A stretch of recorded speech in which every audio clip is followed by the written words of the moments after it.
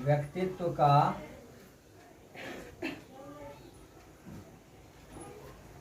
मनोगत्यात्मक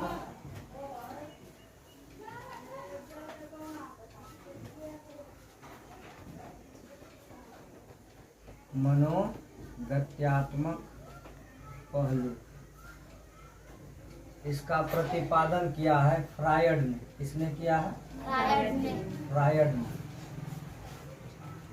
Freud के व्यक्तित्व का मनोगत्यात्मक पहलू या उपागम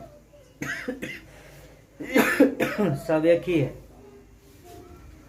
या मन का आकारात्मक पहलू, मन का आकारात्मक पहलू या उपागम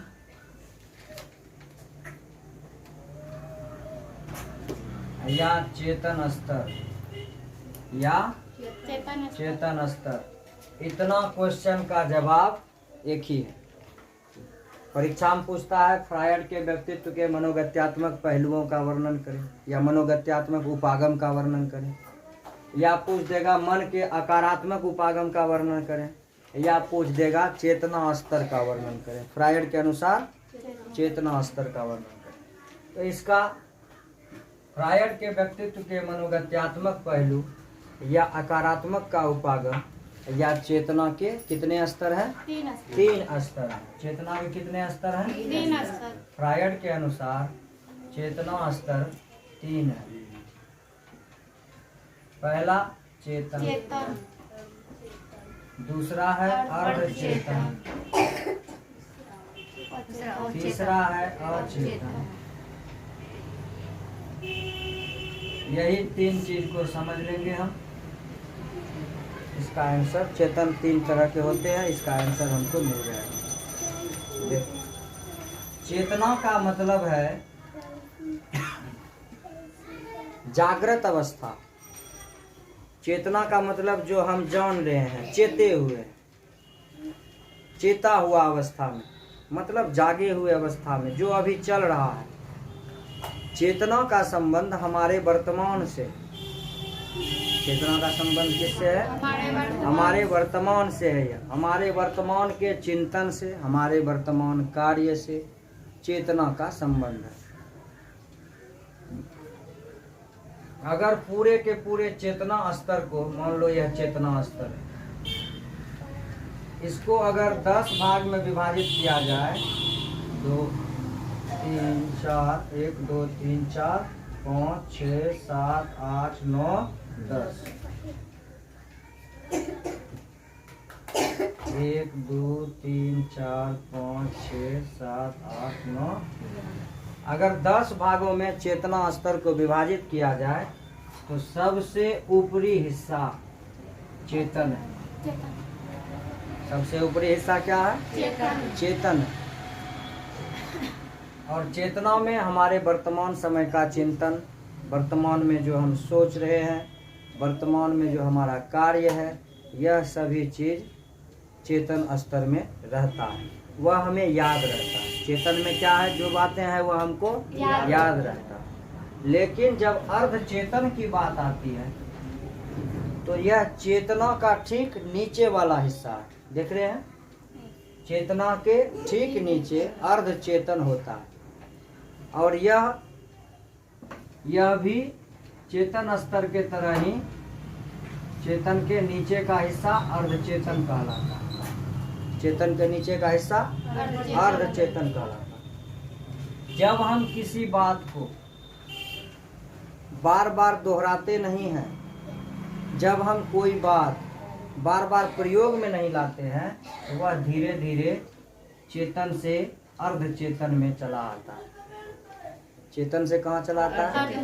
अर्धचेतन में चला आता है।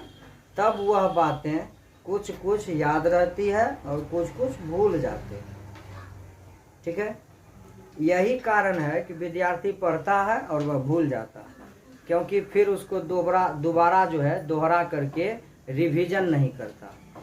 तो जिस चीज का रिवीजन नहीं होगा वह चेतन से चला आएगा अर्धचेतन में। तो कुछ कुछ याद है और कुछ कुछ भूल गए।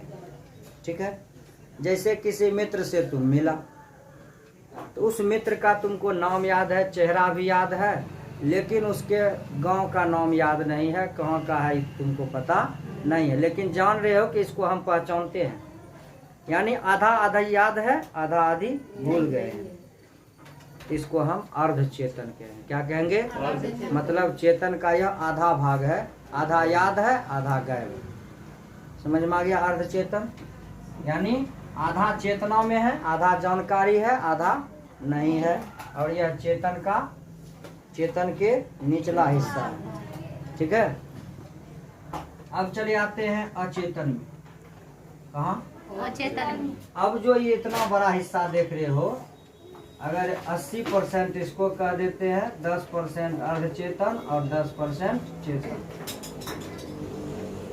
फ्रायड के अनुसार अचेतन जो है यह चेतना स्तर का सबसे बड़ा भाग है, और हमारे जिंदगी में जितनी भी घटनाएं होती है, जिस बात को हम याद नहीं रखना चाहते हैं, जो बातें हमें कष्ट देती है, जो बातें हमें दुख देती है, या जिस बात को हम भूलना चाहते हैं, उसको हम फिर याद नहीं करते हैं, तो धीरे धीरे वह चेतन से अर्ध चेतन में और अर्ध चेतन से अचेतन में चला जाता है। फिर वो बातें हमें याद नहीं रहती।